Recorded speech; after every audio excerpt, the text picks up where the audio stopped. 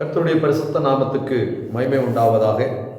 இந்த நாளிலே தேவன் நமக்கு கொடுக்கிறவருடைய வார்த்தை எஸ்ஏ தீர்க்க தரிசன புஸ்தகம் 61வது அதிகாரத்தில் 7வது வசனம். உங்கள் வெட்கத்திற்கு பதிலாக இரண்டத்தனையாய் பலன் வரும் என்று கர்த்தர் சொல்லுகிறார். எனக்கு அருமையான தேவ பிள்ளைகளே, இந்த நாளிலும் கூட நாம் எத்தனையோ காரியங்களிலே எத்தனையோ இடங்களிலே நாம் வெட்கப்பட்டு போயிருக்கலாம். நம்முடைய சொந்த பந்தங்கள் மத்தியிலே, நம்முடைய கூட பிறந்தவங்க மத்தியிலே, நாம் வேலை செய்கிற இடங்களிலே வெட்கப்பட்டு போயிருக்கலாம்.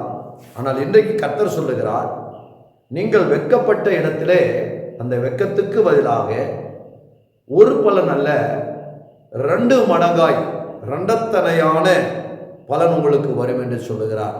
அதனால் எனக்கு அருமையான தேவ பிள்ளைகளே, வேதத்தில் பார்க்கும்போது அநேக பரிசுத்தவான்கள், யோசேப்பை நாம் உதாரணமாக எடுத்துக்கொள்ளலாம். ஒரு இடத்துல வெட்கப்பட்டான். அவனை பாவம் செய்யாத அவனை பிடித்து சிறைச்சாலையில் போட்டார்கள். ஆனால் கொஞ்ச காலம் ஆனது, அதே யோசேப்பை தேசத்தின் அதிகாரியாக இந்த ராஜா வைக்கிறார். நிச்சயமாய் அப்படி கூட உங்களுடைய வாழ்க்கையிலே அநேக இடங்களில் நீங்கள் வெட்கப்பட்டிருக்கலாம். இன்றைக்கு கர்த்தர் வாக்கு கொடுக்கிறார், உங்கள் வெட்கப்பட்ட இடத்துல உங்கள் வெட்கத்துக்கு பதிலாக இரண்டத்தனையான பலன் வந்து அந்த இடத்துல நீங்கள் இப்பொழுது இருக்கிறதை காட்டிலும் ஒரு உயர்வான நிலைமையில கர்த்தர் வைப்பார். கர்த்தர் தாமே உங்களை ஆசீர்வதிப்பாராக. ஆமென்.